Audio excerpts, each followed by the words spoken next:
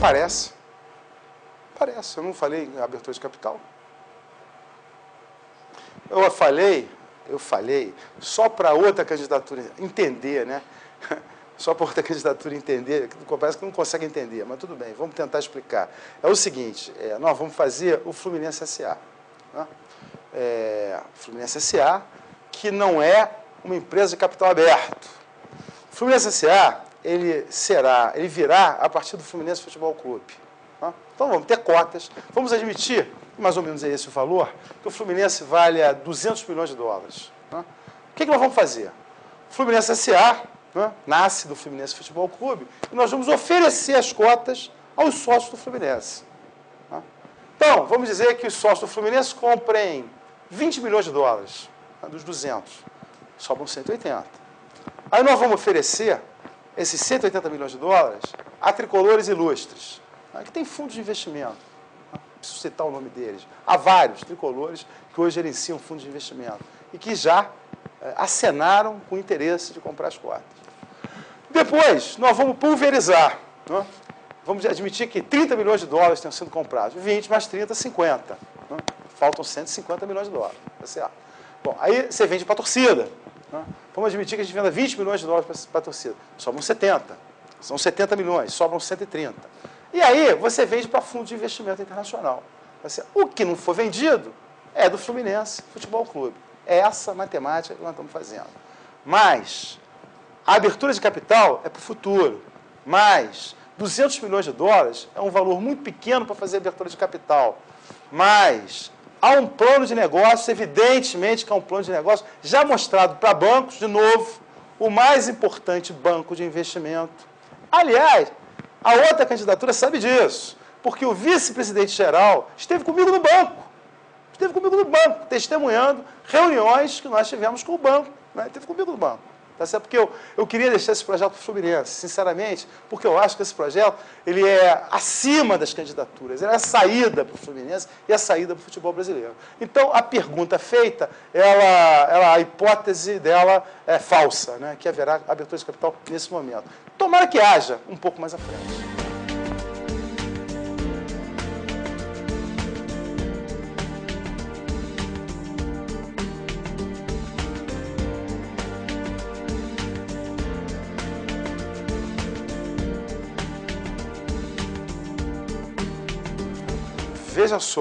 Veja só. A premissa da nossa candidatura é que o Fluminense terá a profissionalização em todos os níveis. Né? No futebol, no esporte olímpico, na área social. E, evidentemente, a profissionalização ela vai ser a referência central para a relação, né, com os patrocinadores, com os torcedores, com os seus clientes. Né? Então, eu queria dizer que eu tenho uma grande honra de ter o Zé de Souza apoiando a nossa candidatura e votando. Mas o Zé de Souza, per si, sozinho, né, não será quem vai negociar com o patrocinador. Né? Nós vamos ter uma política do clube para negociar com o patrocinador. O Ricardo Tenório, aliás, fundamental para que o Fluminense hoje esteja na primeira divisão. Eu costumo brincar que o Ricardo Tenório é a nossa sonda Fênix. Né?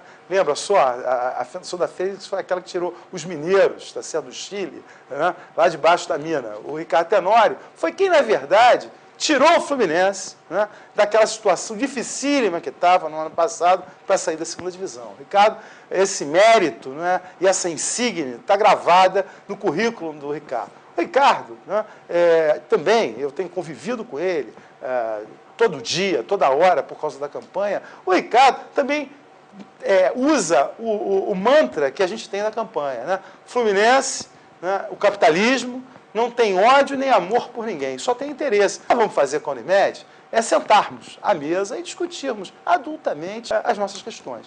Também acho, importante dizer para você, sócio do Fluminense, torcedor do Fluminense, muito difícil que, no primeiro momento, se quisermos, né, e termos outra alternativa, digamos assim para a Unimed, sai Unimed. Acho muito difícil que a gente consiga fazer isso.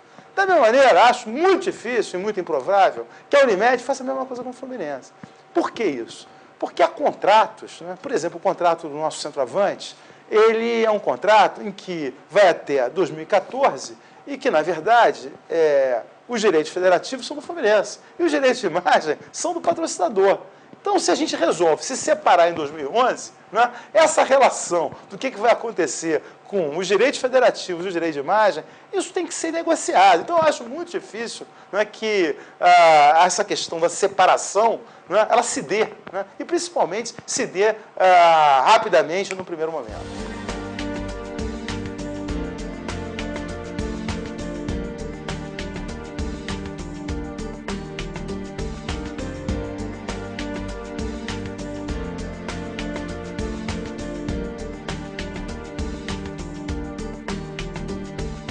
Essa decisão foi uma decisão da gestão atual. Veja só, eu tenho tido muito cuidado, né, de não me manifestar na política do dia a dia do Fluminense, né.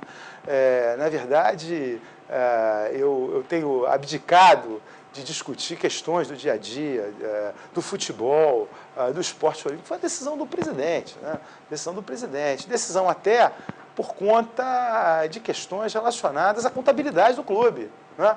Quer dizer, na verdade, eu não tenho nada com isso, né? Às vezes querem me imputar coisas que eu estou completamente distante. A nossa candidatura é uma candidatura de propostas que não está se imiscuindo no dia a dia do clube. A gente simplesmente está tentando fazer com que o sócio entenda, né, o nosso projeto e que, na verdade, nos deu apoio. Mas o dia a dia do clube, né, eu, principalmente, tenho tentado evitá-lo, tá certo? Então, não tem nenhuma relação com transição. Até porque o nosso modelo para o esporte olímpico, de novo, é ter um executivo do esporte olímpico que comandará todas as áreas olímpicas, né? O que é completamente diferente desse modelo atual, que, por consequência, por via de consequência, não é transição, né? Por definição.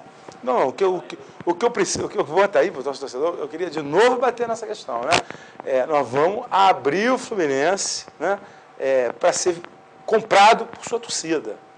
É isso, tá certo?